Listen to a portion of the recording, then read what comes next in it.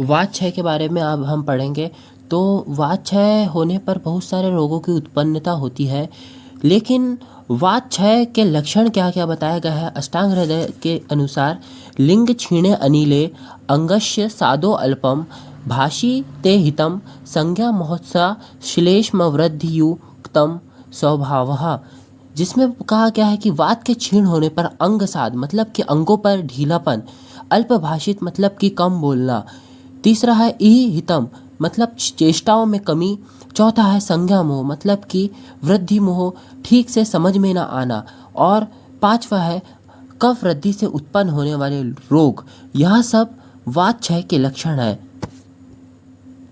अगर आपके शरीर में वात क्षय रहेगा तो आपके शरीर में अंगों में ढीलापन रहेगा तथा आपके ज़्यादा हंसने बोलने चर्चा करने का मन नहीं रहेगा तथा शरीर की चेष्टाओं में कमी आ जाएंगी, क्योंकि वात का सामान्य गुण है उत्साह, श्वास निश्वास चेष्टा वेग परिवर्तन है, मतलब कि शरीर की क्रियाओं में कमी आ जाएंगी अगर आपका वात का क्षय रहेगा। ठीक से समझ में नहीं आ पाएगा आप लोगों को, जैसा कि आप लोगों ने वृद्ध जनों को देखा होगा कि वृद्धि जब वृद्ध हो जाते हैं उन्हें ठीक से समझ में नहीं आता तथा आप लोगों को पता है कि वात इज एनागोनिस्ट टू कफ, मतलब कि वात जो है वो बिल्कुल विपरीत है कफ के, इसलिए अगर वात अगर क्षय होगा तो कफ जो दोष है वो ज़्यादा हो जाएगा, इस वजह से कफ रोग ज़्यादा मात्रा में होंगे।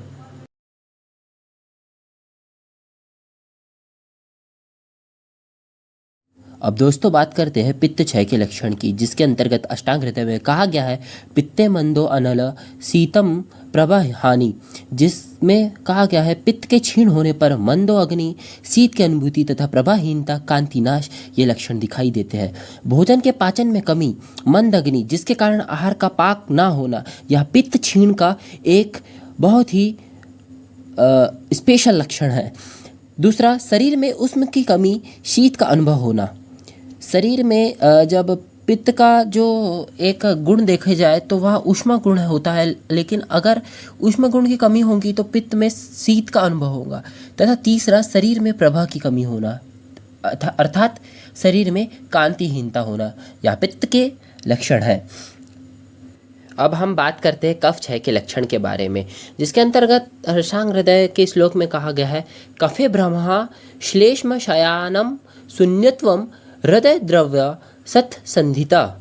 16वां श्लोक है अष्टांग हृदय का, जिसमें कहा गया है कि श्लेष्म के क्षीण होने पर भ्रम, चक्कर का आना, श्लेष्म क्षय होना में शून्यता का अनुभव होना, हर द्रव्यम एवं सत्य संधिता संधियों में शिथिलता आना, यह लक्षण दिखाई देते हैं। सबसे पहला बात करते हैं हम भ्रम मतलब कि चक्कर का आना।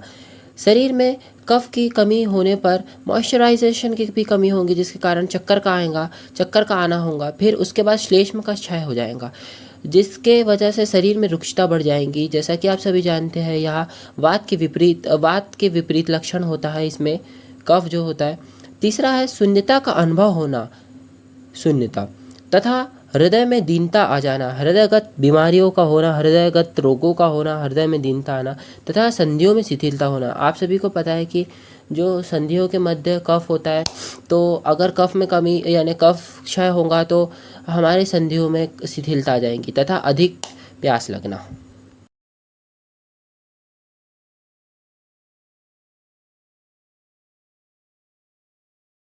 ये आप सभी ने वात पित्त कफ क्षय के लक्षण देखे दोस्तों। अगर आपको वीडियो थोड़ा भी अच्छा लगा होगा तो प्लीज़ चैनल को सब्सक्राइब कर देना। ये मेरा आप लोगों को यह सब समझाने का एक ट्राई था। अगर मेरा ट्राई पसंद आया होगा तो चैनल को सब्सक्राइब कर देना। Thank you.